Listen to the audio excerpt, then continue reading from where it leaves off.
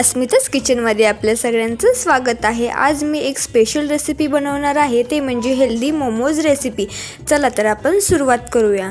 सगळ्यात आधी एक डिश घ्या आणि त्यामध्ये 3 वाटी गव्हाचे पीठ टाकून मीठ टाकून त्याला मिक्स करून ह्याचा एक सॉफ्ट डो बनवून घ्या।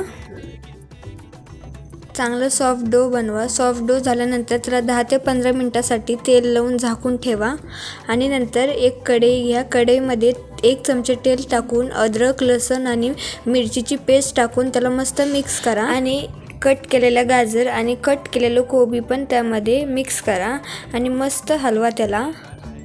आणि वरतून ब्लॅक पेपर मसाला आणि मीठ टाका तुमच्या चवीनुसार आणि मस्त एक वाफ येऊ द्या। 10 ते 15 मिनिटांसाठी त्याला झाकून ठेवा। नंतर तुम्ही चेक करू शकता, खूप छान ह्याला वाफ आलेली आहे। आणि आता ह्याला थोडं गार होऊ देण्यासाठी एका डिशमध्ये काढून ठेवा।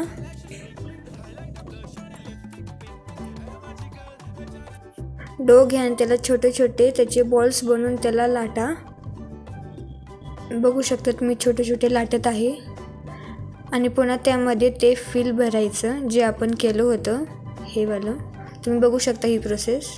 ही फिलिंग भरल्यानंतर ह्याला मोमोजचा शेप द्या आणि नंतर गॅसवरती स्टीम करायला ठेवा।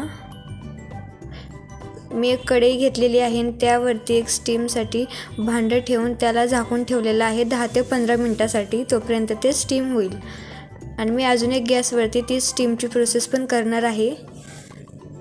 परत फिलिंगची प्रोसेस केली मी मोमोजसाठी आणि नंतर इडलीच्या पात्रामध्ये मी परत स्टीम व्हायला ठेवत आहे हे मोमोज। तुम्ही बघू शकतात पुढे इडलीच्या भांड्यामध्ये मी ह्याला स्टीम व्हायला ठेवलेलं आहे 10 ते 15 मिनिटसाठी। तुम्ही पण होममेड हेल्दी मोमोज रेसिपी गव्हापासून बनवलेली नक्कीच ट्राय करा। लाईक, शेअर आणि सबस्क्राईब माय चॅनल। थँक्यू।